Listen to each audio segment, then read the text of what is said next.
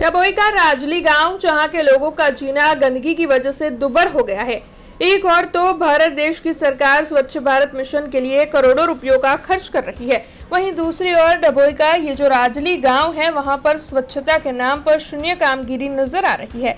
राजली गांव में बीते 3 सालों से स्थानीय जो निवासी है, उनके घर के बिल्कुल नजदीक गंदगी का साम्राज्य हो रहा है। पशुओं का गोबर पड़ा है और साथ ही ड्रेनेज के गंदे पानी भी यहीं पर छोड़े जा रहे हैं। ये इलाका जैसे नरकागार में तब्दील हो गया है। सरपंच और तलाटी भी इस मामले में कोई भी सूद नहीं ले रहे हैं। लोग इस मामले की शिकायत बार बार कर रहे हैं। उन्हें बीमारियों का डर सता रहा है। साथ ही गंदगी के साम्राज्य के बीच रहने को लोग मजबूर हुए हैं, लेकिन उसके बावजूद भी इस मामले में कोई सूद नहीं ली जा रही है, जिसकी वजह से अब लोगों का जो है आक्रोश फूट पड़ा है। और जल्द से जल्द ये समस्या नहीं सुलझी तो फिर गांव के लोगों की ओर से उच्च कक्षा पर पेशकश कर गांधी जी के दिखाए मार्ग पर आंदोलन करने की धमकी भी दी गई है।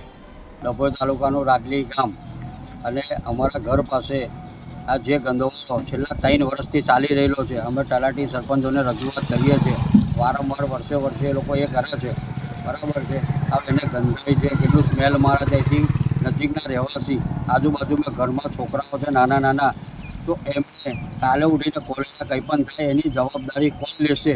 અને આનો કોઈ નિકાલો કોઈ કરતું જ નથી આજ સુધી। રોડ ઉપર છેક સમસ્યા એવી છે કે આ રોડનું પાણી ગટરનું છાણ હાથે પેલા રોડ પર આવી શકે છે અને એનું નિરાકરણ કોઈ કશું કરી શકતું નથી।